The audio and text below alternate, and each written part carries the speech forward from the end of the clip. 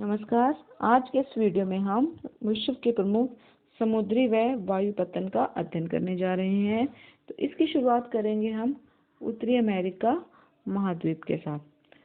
तो सबसे पहले हम यह देखेंगे कि उत्तरी अमेरिका महाद्वीप में यह जो मध्य से जो रेखा गुजरती हुई दिखाई दे रही है, यह रेखा उत्तरी अमेरिका को दो भागों में बांटती है। ऊपर के भाग को तो कनाडा के नाम से जाना जाता है तथा नीचे के भाग को यूएसए अर्थात संयुक्त राज्य अमेरिका के नाम से जाना जाता है। तो विश्व के जो समुद्री व वायु पतन यहाँ पे आते हैं वे हैं, सबसे पहला है सैन फ्रांसिस्को, जिसकी स्थिति यहाँ पर है। बिल्कुल संयुक्त राज्य अमेरिका के पश्चिमी तट पर यह जो बिंदु दिखाई दे रहा है, यह बिंदु सैन फ्रांसिस्को की स्थिति को दर्शाता है। सैन फ्रांसिस्को के पश्चात हम चलेंगे मध्य में। मध्य में यह जो तीन दिशाओं में निकली हुई आकृति दिखाई दे रही है, यह इसका पश्चिमी भाग है। सुपीरियर झील जो विश्व के महान झील समूह में से एक है, नीचे की तरफ है जिसको मध्य की तरफ कहेंगे, यह है मिशिगन झील, और पूर्व की तरफ है ईरी झील।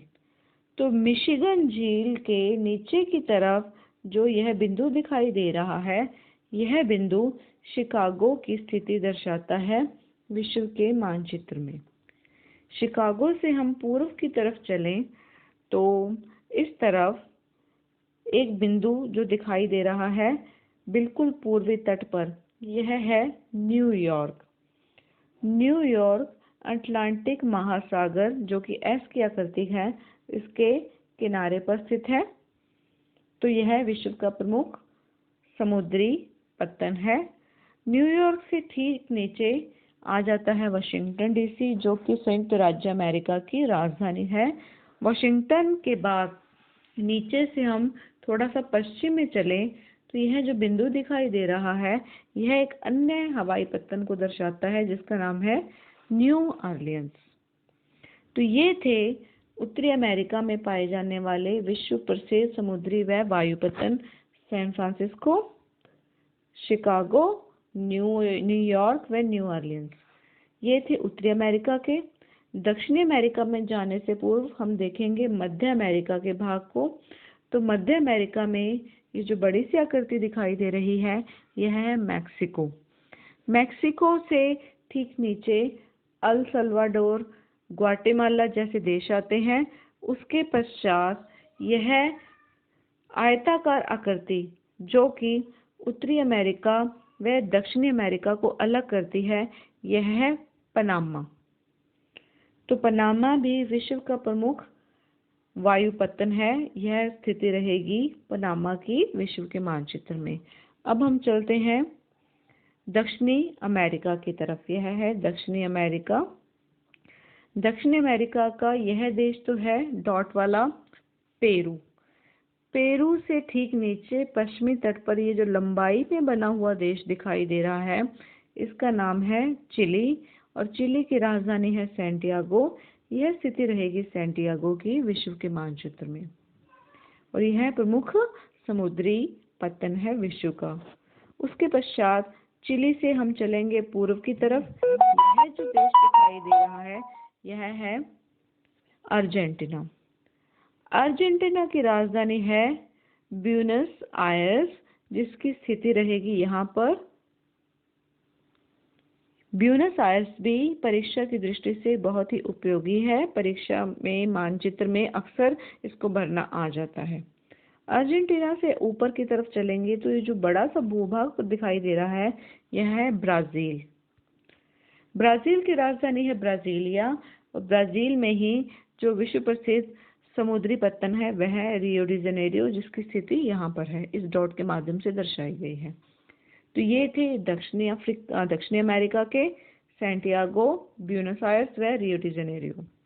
उसके बाद हम चलेंगे यूरोप की तरफ।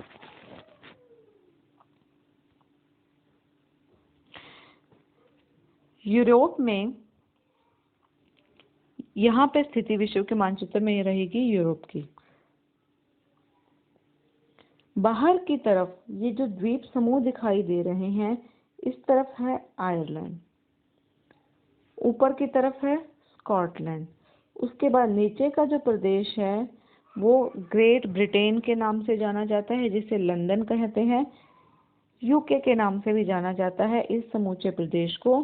तो यह स्थिति रहेगी विश्व के मानचित्र में लंदन की, जो कि यूरोप महाद्वीप के अंतर्गत आता है। उसके बाद हम देखेंगे मॉस्को। मॉस्को है रूस की राजधानी। यहाँ पे याद रखने लायक ये है कि रूस विश्व का सबसे ज्यादा क्षेत्रफल वाला देश है। पूरी दुनिया में क्षेत्रफल की दृष्टि से प्रथम स्थान रखता है रूस। और रूस एकमात्र ऐसा देश है जिसकी स्थिति 2 महाद्वीपों के अंतर्गत आती है। इस तरफ एशिया महाद्वीप है, इस तरफ यूरोप महाद्वीप है। और जो मॉस्को है वह रूस की राजधानी है, वह यूरोप महाद्वीप के अंतर्गत आती है। इसके पश्चात हम नीचे की तरफ चलेंगे तो हमें यह जो सागर दिखाई दे रहा है, इसका नाम है भूमध्य सागर। भूमध्य सागर। और इस तरफ जो सागर बाहर की तरफ निकल रहा है, इसका नाम है लाल सागर। भूमध्य सागर से लाल सागर की तरफ एक नहर निकाली गई है, जिसे स्वेज नहर के नाम से जानते हैं। और हम ये जानते हैं कि स्वेज नहर भूमध्य सागर व लाल सागर को जोड़ती है। तो लाल सागर के ऊपर की तरफ स्वेज नहर का बिल्कुल उत्तरी जो सिरा है, जो कि मिस्र के अंतर्गत आता है, वहीं पे पोर्ट सईद की स्थिति को हम दर्शा सकते हैं। बिल्कुल लाल सागर के ऊपर स्वेज नहर में, स्वेज नहर भूमध्य सागर और लाल सागर को जोड़ने वाली बनाई गई है। तो स्वेज नहर का बिल्कुल उत्तरी सिरा जो है वह है पोर्ट सईद। पोर्ट सईद के बाद हम स्थिति देखेंगे अदन की। लाल सागर जब बाहर की तरफ निकलता है और हिंद महासागर में प्रवेश करता है, तो यहाँ पर एक देश दिखाई दे रहा है, इसका नाम है यमन। लाल सागर में यहाँ पे है यमन, और यमन के इस डॉट वाले सिरे पर जो प्रदेश है उसका नाम है अदन। यहाँ पर अदन की खाड़ी भी विश्व प्रसिद्ध है। तो स्वेज नहर का उत्तरी सिरा तो आ गया पोर्ट सईद। स्वेज नहर से नीचे की तरफ आते हुए लाल सागर से गुजरते हुए बिल्कुल यमन में आ जाएगा अदन। उसके बाद हम चलेंगे दक्षिणी अफ्रीका के बिल्कुल दक्षिणी भूभाग में। यह है दक्षिणी अफ्रीका। दक्षिणी अफ्रीका के बिल्कुल नीचे वाले सिरे पर यहाँ पर स्थिति है केप टाउन की, जो कि दक्षिणी अफ्रीका की राजधानी भी है। और यहाँ पर भी विश्व प्रसिद्ध समुद्री पत्तन व वायु पत्तन स्थित है। इसके पश्चात हम चलेंगे एशिया की तरफ, जिसमें सबसे पहले हम देखेंगे भारत। भारत में जो विश्व प्रसिद्ध समुद्री व वायु पत्तन है, उनमें से पहला है मुंबई, जो कि महाराष्ट्र राज्य में है और महाराष्ट्र की राजधानी भी है। तो यह स्थिति है मुंबई की। उसके बाद दक्षिण की तरफ देखें तो यह है तमिलनाडु के अंतर्गत आ जाएगा चेन्नई। तमिलनाडु की राजधानी भी चेन्नई ही है। तो भारत में ये है मुख्य समुद्री पत्तन व वायु पत्तन।